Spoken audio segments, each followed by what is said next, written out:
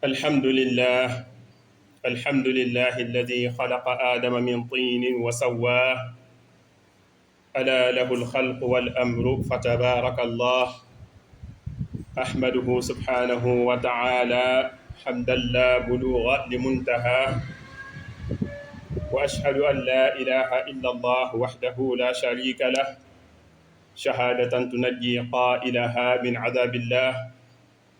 وأشهد أن سيدنا ونبينا محمدا عبده ورسوله سيد الأنبياء اللهم فصل وسلم وبارك على هذا النبي والرسول الكريم ذي القلب الرحيم سيدنا محمد وعلى آله وصحبه صلاة وسلاما دائمين متلازمين إلى يوم عرضه ولقاه وسلم تسليما كثيرا أما بعد فيا عباد الله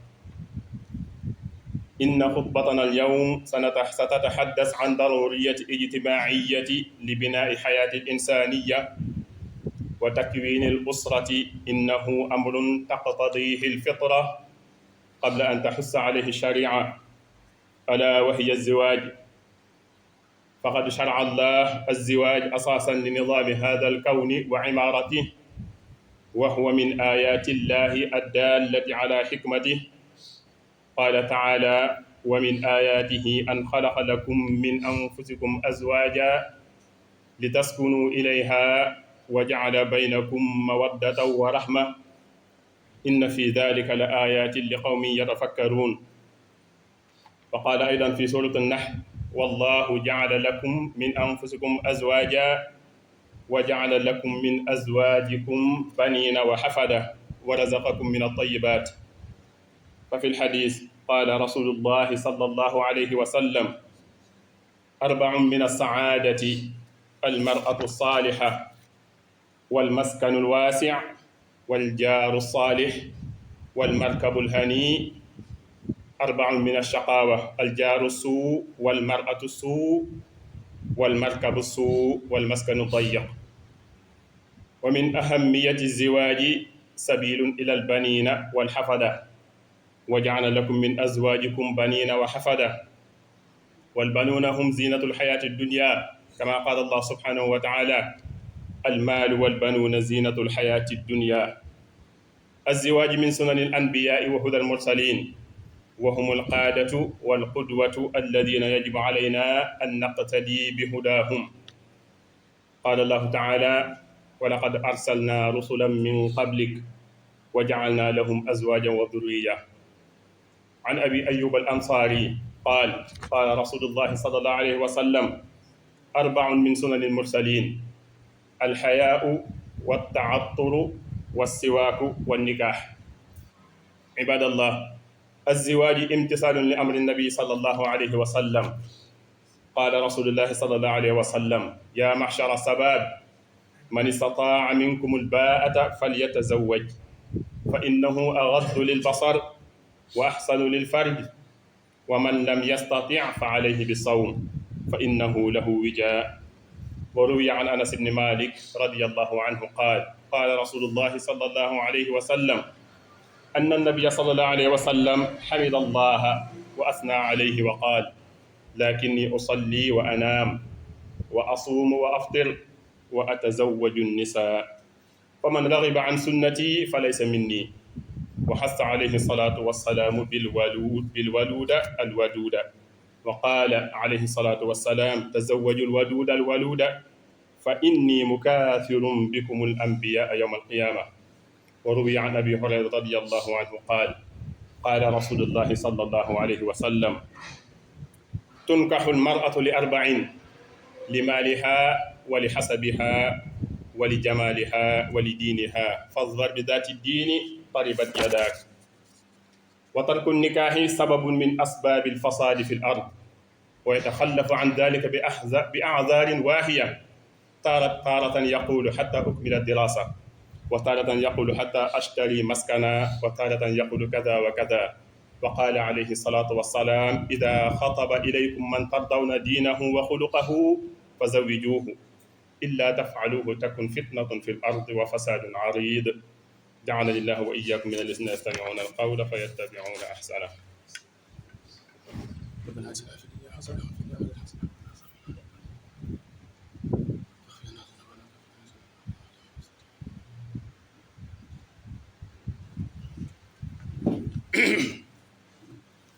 الحمد لله الذي خلق فسوى وقدر فهدى وأشهد أن لا إله إلا الله وحده لا شريك له وأشهد أن محمدا عبده ورسوله فصل اللهم وسلم وبارك على عبدك ونبيك ورسولك محمد وعلى آله وصحبه أجمعين mbokk yi ñu ngi sant yàlla suñu borom subhanahu wa taala mi bindoon suñu maam aadama bindee ko ci suuf mu melal ko janam ko soobee suñu borom subhanahu wa taala ñu ngi koy sant goo xamee ne am na fu mu tàmbale waaye amul fu mu yem ci mbooleem xeeti xéewal yi mu ñuy jox bis bu set te fuñ toll di ko moy duñ matale suñu xaq digganteem ak moom ñu ngi seede ne amul benn buur bu ñu war a jaamu ku dul moom te des ko bokkaaleeg dara ñu ngi seede ne suñu yonente Muhammad sallallahu alayhi wa sallam ab jaamam la te ndawam la moom moo ko yónni woon ci mbooleem jullit ñi waaye mbooleem xeet bi yëpp ñu ngi julli ak di salmal ci moom mbooleem ak ay mbokkam ak ay saxaabaam si yonente bi sallallahu alayhi wa sallam nga xam ne xol bu am yërmande la amoon ñaan la ko yàlla defal julleegi salmal googu ba keroog bisu penc mbokk yi ginnaaw ba loolu jàllee maa ngi dénk sama bopp ragal yàlla suñu borom subhanahu wa taala te di leen ko dénk ndax loolu mooy li nga xam ne bu ci jaam bi tegee tànkam fa mu koy jëmee mooy aljanna yàlla nañu fa yàlla ba di dugal ñun ñëpp mbokk yi tey suñu xutba tey bi dañu fas yéene waxtaane li nga xam ne dafa nekk daruriya ci société bi ñuy dund ak société yu ko jiitu woon yëpp nga xam ne dafa bokk ci lii tabax dund doomu aadama fii ci kaw suuf ci la ñu mën a foome li nga xam ne mooy famille mu nekk mbir moo xam si fitra ci boppam daf koo laaj njëkk charia di ko digle loolu mooy takk soxna wala takk jabar mbokk yi suñu yonente sallallahu alayhi wa sallam diine islam bi dafa santaane julli ñi ñuy góorgóorlu di denc soxna ci saa yuñ ko mënee ndax dafa bokk ci li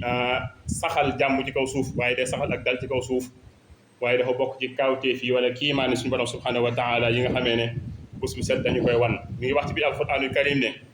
bokk na ci kiimtaan yi man sama borom subhanahu wa taala yi ma leen di wan bés bu set mooy bind gi ma bind seeni soxna mu tukkee ci yéen maanaam doomu aadama jigéen ñu ngi ko bind mu jógee ci góor waaye li yéemewaat muy bindaat doomu aadama yëpp ñu jóge waat ci jigéen loolu kiimtaan bu màgg a màgg la nee na ngir ñu mën a am ak sax wala ak dal ci seeni jabar waaye nee na ma def seen diggante ak seeni jabar lii di mawatta muy cofeel bu ko neexoon mu def fa loo xam ne bés bu set xeexal xuloo la ñuy dëkk cofeel du fa am waaye nee na kiimtaan la moom moo dugal cofeel googu dox diggante nit ki ak jabaram waaye nee na yërmande mooy li ci ëpp solo nit ki boo ko yërëmul doo ko mën a dimbale doo ko mën a teg ci yoon bu baax doo mën a ànd ak moom ci lu baax mbokk yi suñu borom fi mu tëjee aaya bi nee na loolu ay kiimtaan la wala ay kàttan yu màgg a màgg la waaye ñi am xel tey xalaat ñoo mën a xam loolu mu waxaat beneen aaya ci suuratu Nahl wax ne man seen borom subhanahu wa taala maa def bind seeni jabar ñu tukkee ci yéen seeni jëmm ngeen bokk wenn xeet waaye nee na ma may leen ci ngeen man ci am ay doom ci bu ko soobee moom suñu borom subhanahu wa taala waaye ma man lañ cee may ay sët moom suñu borom subhanahu wa taala ci saa yu ko soobee waaye nañ ma wërsëgal leen ci mbooleem xeet yu tey yi mbokk yi yonent bi sallallahu alayhi wa sallam dafa wax ne ñeent mi ngi nii dafa bokk ci li nga xam ne mooy ak texe ba ca jiitu nee na mooy almaratu saaliha am jabar ju baax yàlla may na ko loolu tawfiq la yàlla nañu ko yàlla may ñun ñëpp nee na beneen ba ca dolleeku mooy nga am dëkkuwaay bu yaatu waaye nee na bokk na ci ak texe tamit nga am dëkkandoo bu baax waaye nee na bokk na ci ak texe tamit nga am waruwaay bu baax nee na ñeent yee nag seen safaan ma nga fa bokk na ci ak texee di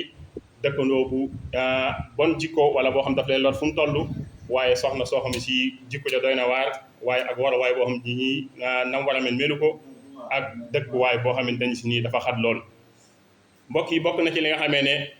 lu am solo la ci denc soxna mooy yàlla mën na la caa maye ay doom ak njaboot te ku nekk xam na ne nga am ay doom am ay sët loolu dafa bokk ci liy dimbale jaam bi ëllëg yawmal qiyaam ndax dañ fiy des di ko ñaanal njëgalu yàlla suñu borom subhanahu wa taala bu doon jëf ko lu baax la ñu continuer di wéy jëfam lu baax di ko def alquran moo ñu wax nañu njaboot ak li nga xamee ne amay alal loolu taaru adduna la mbokk yi denc soxna dafa bokk ci sunna yonent yi ñu jiitu woon te ku nekk xam na ne ñoom ñoo nekk suñuy royukaay ñu war di roy ci seenu njub fu ñu toll suñu borom moo wax ne yow yonent bi sallallahu alayhi wa sallam yónni woon na yonent ñu la jiitu waaye nag ñoom dañoo nekkoon ñuy am ay soxna di am ak njaboot abi ayyub al ansaar yi nekk ñu nañu mën a yonent bi sallallahu alayhi wa sallam nee na ñeent mi ngi nii yoo xam dafa bokk ci sunna yonent yi ba ca njëkk nee na mooy kersa nit ki dafa war a am kersa jikkoy yonent yi jiitu woon la waaye ak taaturu mooy fonk xet gu neex di laaj des ko lañ waaye beneen ba ci topp mooy as siwaaku mooy soccu ba ko ñeenteel mooy takk jabar wala denc soxna. mbokk yi jullit bi wala keneen ku mu mën a doon saa yu waree xam ne dafa war a takk soxna daf ko war a def ndax dafa bokk ci li nga xamante ni day dimbale jaam bi ci kaw suuf mu mën fee nekk ci ak dal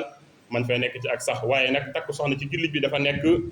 topp ndigalu yonte bi sallallahu alayhi wa sallam. yonte bi moo waxoon ne yéen mbooleem waxambaane yi moo xam góor ñi wala jigéen ñi la mu ne ku ci am loo xamante ni nii mën ngaa takk jabar ni ma ne demal nga takk jabar bu ko daal di waaj ndax nee na loolu bu dana gën a mën a dimbale nga mën a sàmm damm sa gis ci loo war a xool waaye nee na dana la dimbale ci sa farj dana la dimbale ci li nga xamee ne moom la yàlla dénk waaye nee na ku mënul lool nag maa ngi lay dénk nga taxoo koor ndax nee na koor dana la mën a dimbale ci mbooleem loo xam ne si dana la sonal. mbokk yi Anas ibn Malik moo ñu nettali mu ne yonte bi sallallahu alayhi wa sallam nee na dafa sant yàlla suñu borom subhanahu wa taala mu tagg ko mu kañ ko waaye mu ne man damay julli waaye nag damay nelaw loolu la nga ciy dégg mooy julli baax na lool waaye gis ko fanaane boo jullee ba sonn na nga dal saw yaram. beneen ba ci topp mu ne wa asumu wa aftir damay woor waaye damay dog la nga ciy dégg mooy koor dees ko dëkke nit ki daa war di woor di dog. beneen tëjale xadis bi nag mooy wa atazawaju nisaa damay denc ci soxna yi mooy damay takki jabar. mu ne nag képp ku sib lii sama sunna raxiba an képp ku bañ sama sunna si falay sa mbin nii bokkoo ci sama xeet. mbokk yi yonent bi sallallahu alayhi wa sallam soññaat beneen soññ bu màgg a màgg ci ña war a takk jabar muy lan nee na ngeen góorgóorlu di takk ñoo xam ne si yaakaar nañ ci ñoom ñu am ak njaboot donte nag takk keneen mënut a amul njaboot terewuñ ko waaye yonent bi sallallahu alayhi wa sallam lam ca wax moo tax ku nekk war ko caa dimbale mooy dafa tëj xadis bi ne fa inni mukaasirun bikumul anbiyaa yawmal qiyaama nee na bu ëllëgee sama mbokk yi yonente yi taxaw damay ndamoo ci yéen sama xeet bëri gi ngeen bëri ci kanamu bisu penc. mbokki Abu Hurayra nettali nañu mu ne yonente bi sallallahu alayhi wa sallam nee na dees na denc soxna wala des na takk jabar ci ñeent yi benn nit dana takk jabar ngir na alal moo ko dugal beneen ba nee na nit dana takk jabar ngir na askan ba mu bokk moo nekk askan bu baax lu baax lañ leen xamee jikko ju baax lañ leen xamee jëf ju baax lañ leen xamee mu taamu ko dugg ca wala wali jamaaliha ab taar moo ko dugal ci soxna sa wali diiniha wala ne wala diina ju bëri ci soxna si am nee na moo ko di dugal waaye yonent bi sallallahu alayhi wa sallam dana ñeenti ñoo ñëpp nag dama la koo limal waaye maa ngi leen tànnuloo nga tànn borom diine nee na loolu bis boo ko defee doo ko rëcc. mbokk yi wan ginnaaw bañ a takk soxna wala bañ a takk jabar mbokk yi ku nekk xam na ne bokk na ci sabab yi yàq lii dundu doomu aadama ci kaw suuf ku nekk xam na ne jéey yi am yëpp waxambaane yi ak jigéen ñi nga xam ne si mat nañoo sëyi lànk bañ a sëyi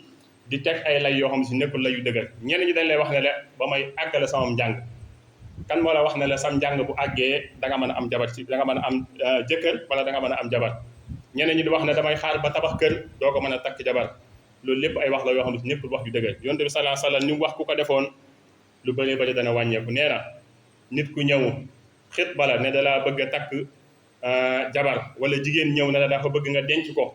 nee na xoolal diinaam bu fekkee diina ja ak jikko ja mu amee nee na xam nga ne jikko ju baax la amee borom diina la nee na na nga daal di sëy ak moom nee na bu ngeen ko defut fitna ju màgg a màgg mooy tax ci kaw suuf ta mooy tasaaroo yàlla nañu yàlla musal ci loolu. yàlla na yàlla defal waxambaane yi jigéen ñi ak waxambaane yi góor ñi ñu mën a dencante ci lu fartas yàlla sunna Muhammad sallallahu alayhi wa sallam ndax buñ ko defee dana nekk topp ndigalu yonent bi sallallahu alayhi wa sallam. allahumma aslih shabab almuslimin allahumma ihfaz buyut almuslimin allahumma ij'al bayna alazwaji mawaddatan wa rahma wasrif anhum nazghati ash-shaytan ربنا آتنا في الدنيا حسنة وفي الآخرة حسنة وقنا عذاب النار ربنا لا تزغ قلوبنا بعد إذ هديتنا وهب لنا من لدنك رحمة إنك أنت الوهاب يغفر الله لنا ولكم ولسائر المسلمين آمين.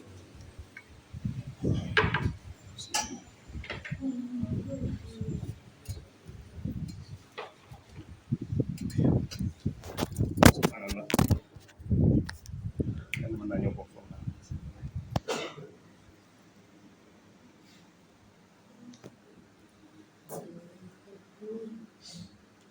بسم الله.